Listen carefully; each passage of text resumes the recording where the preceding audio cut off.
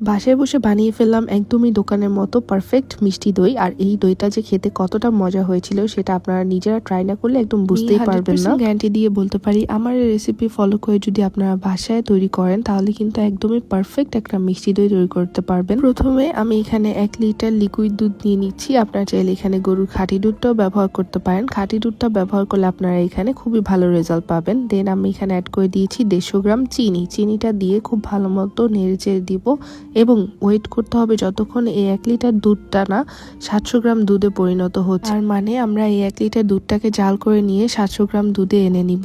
দেন এটাকে এক সাইডে সরিয়ে রেখে আমরা ক্যারামেল তৈরি করতে চলে যাব। ক্যারামেল তৈরি করার জন্য আমি এখানে 50 গ্রাম চিনি এবং 15 গ্রাম পানি দিয়ে নিচ্ছি। দেন একটা স্প্যাচুলা দিয়ে একটু নাড়াচাড়া করলেই দেখবেন আস্তে আস্তে চিনিটা ক্যারামেল হয়ে যাচ্ছে। দেন এখানে আগে থেকে জাল করে রাখা 700 গ্রাম দুধটা অ্যাড করে দিয়ে একটা স্প্যাচুলা দিয়ে আবার খুব ভালো মতো নেড়ে নিব। এবং দুধের কালারটা কিন্তু এখন কতটা সুন্দর হয়েছে সেটা কিন্তু আপনারা দেখতেই পারছেন। এরপর চুলা থেকে এটা নামিয়ে আমরা পরবর্তী প্রসেসে চলে যাব। পরবর্তী প্রসেস হচ্ছে এখানে আমি টক দই নিয়ে নিয়েছি রুম টেম্পারেচারে থাকা পানি ঝরানো 50 গ্রাম এবং এটাকে ভালো মতো ফেটিয়ে একটু ক্রিমি টেক্সচারে করে নিব।